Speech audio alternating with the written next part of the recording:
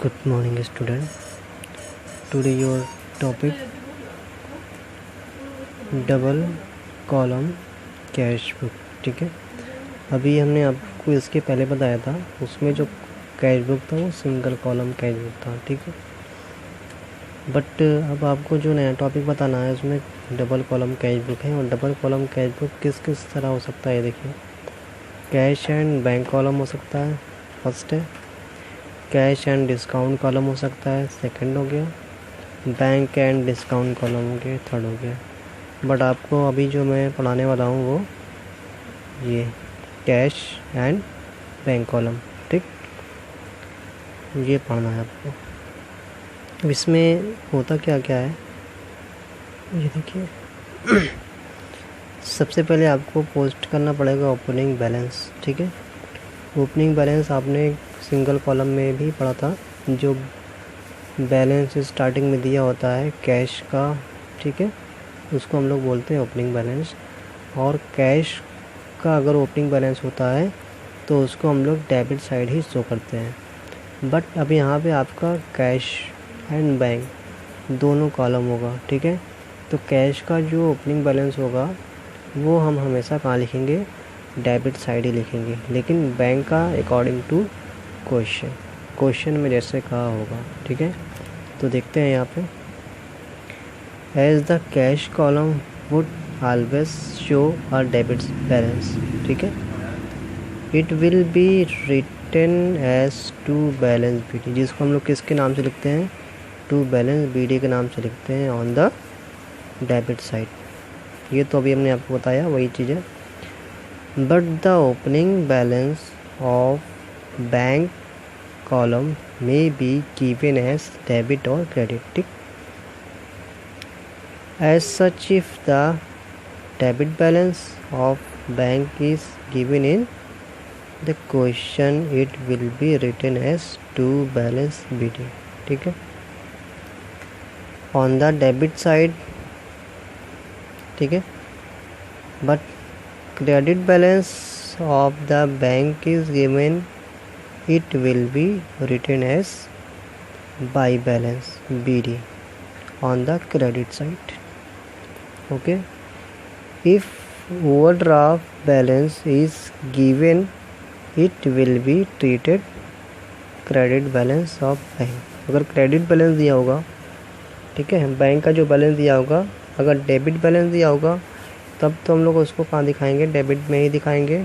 ठीक है, डेबिट में जैसे हमने टू बैलेंस BD लिखा है उसी तरह रहेगा.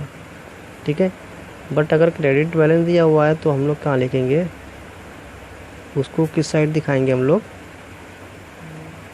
क्रेडिट बैलेंस में दिखाएंगे. ठीक है, या तो दिया होगा इस नाम से बाई बैलेंस BD. ठीक है, किस साइड में, क्रेडिट साइड में. या तो फिर ओवरड्राफ्ट बैलेंस दिया हो, ओवरड्राफ्ट बैलेंस और क्रेडिट बैलेंस दोनों का मतलब एक ही होगा. ठीक है, ओवरड्राफ्ट का मतलब बिजनेस में हमने आपको समझाया था कि ओवरड्राफ्ट मीन्स होता क्या है. ओवरड्राफ्ट मीन्स जब बैलेंस माइनस में हो जाता है. ठीक है, उसको क्या कहते हैं हम लोग, ओवरड्राफ्ट कहते हैं.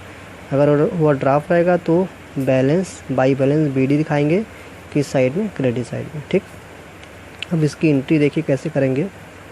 ये देखिए, अगर दिया हुआ है बैलेंस BD दिया हुआ है क्वेश्चन में, या खाली कुछ दिया ही नहीं है, खाली दिया हुआ है cash at bank, cash in hand. ठीक है, खाली इतना ही दिया हुआ है, तो क्या करेंगे हम लोग, टू बैलेंस BD इस तरह लिखने के बाद कैश का जो बैलेंस है ओपनिंग वो यहाँ लिख देंगे, बैंक का जो ओपनिंग बैलेंस है वो यहाँ लिख देंगे. ठीक है, बस, फिर इधर नहीं लिखना है. लेकिन ऐसा नहीं हुआ है, क्वेश्चन में ऐसा नहीं दिया हुआ है ओवरड्राफ्ट बैलेंस. बैंक का जो बैलेंस दिया हुआ है वो ओवरड्राफ्ट दिया है. जब ओवरड्राफ्ट दिया रहेगा तो यहाँ हमको नहीं लिखना पड़ेगा, तब हमको लिखना पड़ेगा बाई बैलेंस BD इस साइड. ठीक, और इसका बैलेंस यहाँ पे हम लोग शो कर देंगे इधर. ठीक है, और कैश का जो बैलेंस होगा वो इधर ही दिखाएंगे, कैश का बैलेंस इधर ही दिखाएंगे यहाँ पे. और ओवरड्राफ्ट अगर दिया हुआ है बैंक का तब दिखाएंगे by balance BD credit side में, यहाँ पे क्रेडिट में. ठीक है, अगर ओवरड्राफ्ट नहीं दिया हुआ है तब हम लोग क्या दिखाएंगे, कैश का बैलेंस भी यही दिखाएंगे और बैंक का बैलेंस भी यही दिखाएंगे। ठीक है, अब देखिए आपका जो पहले वाला कैश बुक था 1 कॉलम वाला, यहाँ पे ऐसा कुछ नहीं दिया था कैश है कि बैंक है, तब हम लोग यहाँ पे क्या लिखते थे, खाली अमाउंट लिखते थे। लेकिन अब आपका एक कॉलम और बढ़ गया है जो हो गया बैंक। ठीक, एक बैंक हो गया है और एक कैश हो गया। ठीक है, अब करना इसमें ये होगा, जो ट्रांजेक्शन रिलेटेड होगा कैश से उसकी एंट्री कैश में करेंगे, जो ट्रांजेक्शन रिलेटेड होगा बैंक से उसकी एंट्री बैंक में करेंगे, या चेक से रिलेटेड होगा तो भी बैंक में करेंगे। ठीक है, जैसे हमने गुड्स को परचेज़ किया और पेमेंट मेड बाय चेक, तब उसकी एंट्री यहाँ करेंगे, कैश में नहीं करेंगे।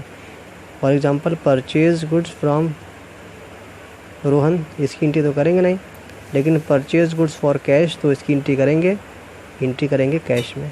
ठीक, तो जितनी भी कैश आ रही है उसको डेबिट में, जितनी भी कैश जा रही है उसको क्रेडिट साइड में। ठीक, अब हमको बताना है नेक्स्ट